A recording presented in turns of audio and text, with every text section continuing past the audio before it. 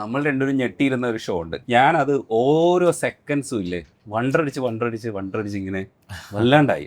അന്ന് ഒരു റെസ്പോൺസ് പറയുമ്പോൾ ഇതിൻ്റെ ഒരു ക്യാമറയും കൊണ്ടുവരുന്ന സമയത്ത് ഞാൻ ആ ക്യാമറ നോക്കിയിട്ട് പറഞ്ഞതെന്താണെന്ന് വെച്ചാൽ വേറൊരു കാര്യം കൂടെ അതിൻ്റെ ഇടയിൽ സംഭവിച്ചിട്ടുണ്ടായിരുന്നു. അവസാനം ഞാൻ ഈ ക്യാമറയിൽ നോക്കിയൊക്കെ ഞാൻ പറയണോ, ഞാൻ സ്ഥിരം ക്യാമറയിൽ ഒരു മനുഷ്യൻ ക്യാമറയിൽ എനിക്ക് അങ്ങനെ ഒരു ഫ്ലൈറ്റ് ഉണ്ടോ എന്നൊരു സംശയം വന്നു. അത്രയ്ക്കും ഞാൻ എൻ്റെ ബാലൻസ് എല്ലാം പോയി. ഞാൻ ആ ദിവസം ഓർക്കുന്നുണ്ട്. ആ ദിവസം രജനീഷ് ആക്ച്വലി ഈ ഡബിൾ ധമാക്ക അടിച്ചൊരു ദിവസമായിരുന്നു. അതെ അതെ. കാരണം രജനീഷ് ഏതോ ഒരു പോസ്റ്റ് ഇട്ടിട്ട് അത് എ റഹ്മാൻ ഷെയർ ചെയ്തു എന്ന് പറഞ്ഞ് ഷോ തുടങ്ങുന്നതിന് മുമ്പ് രജനീഷിന്റെ ഒരു ഷോ ഉണ്ടായിരുന്നു. പറ്റേഷോ ഇങ്ങനെയൊക്കെയായിരുന്നു ആള് ഞാൻ കാണിച്ചുതരാം.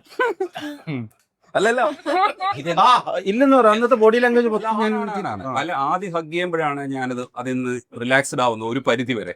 കാരണം ഈ കൂടെ നിൽക്കുന്നില്ലേ, അപ്പൊ ആദ്യയുടെ ഫോട്ടോ എടുക്കാൻ ഇങ്ങനെ കുറെ പേരയ്ക്കൂ ഒന്ന് രണ്ട് തെറ്റിയും തിരിഞ്ഞൊക്കെ വരുന്നുണ്ട്. അപ്പൊ ഞാൻ അവര് അല്ല ഞാൻ പറഞ്ഞോട്ടെ എനിക്ക് ഫീൽ ആവാതിരിക്കും. അതെ ഞാൻ പറഞ്ഞു അപ്പൊ ഞാൻ എന്തോന്നറിയോ, ഞാൻ ഒക്കൂടാവൂന്നൊക്കെ വിചാരിക്കാതെ ഞാൻ അവരോടൊക്കെ പറയാ, ഞാൻ അങ്ങോട്ട് പറയാണ് എ.ആർ. റഹ്മാൻ മറ്റേ പോസ്റ്റ് ഷെയർ ചെയ്തു എന്നൊക്കെ പറഞ്ഞിട്ട്. അപ്പൊ ചേട്ടന്റെ മുഖം കണ്ടൊക്കെ ഞങ്ങൾക്ക് മനസ്സിലായി എന്തോ ഒരു എക്സൈറ്റ്മെന്റ് ഉണ്ടെന്ന്. അപ്പൊ ഞാൻ ഫോട്ടോ എടുക്കണമെന്നൊക്കെ പറയും. വരൂ വാ മക്കളെ മക്കളെ എന്നൊക്കെ മുകേഷ് വിളിക്കുമ്പോൾ വിളിച്ചിട്ട് അടുത്ത് അപ്പൊ എനിക്ക് മനസ്സിലായി ഞാൻ ഔട്ട് ഓഫ് കൺട്രോൾ ആണ്. അപ്പൊ ഞാൻ പെട്ടെന്ന് ആദ്യയുടെ അടുത്ത് ഓടിച്ചെന്നു. അപ്പൊ ആദ്യയുടെ അടുത്ത് ഒരുപാട് ക്യൂ ഉണ്ട്. പക്ഷെ എന്നെ ആദ്യം വിളിച്ചതായതുകൊണ്ട് ആദ്യം പെട്ടെന്ന് എന്നെ കണ്ടപ്പോ മൈൻഡ് ചെയ്തു, ഭാഗ്യം.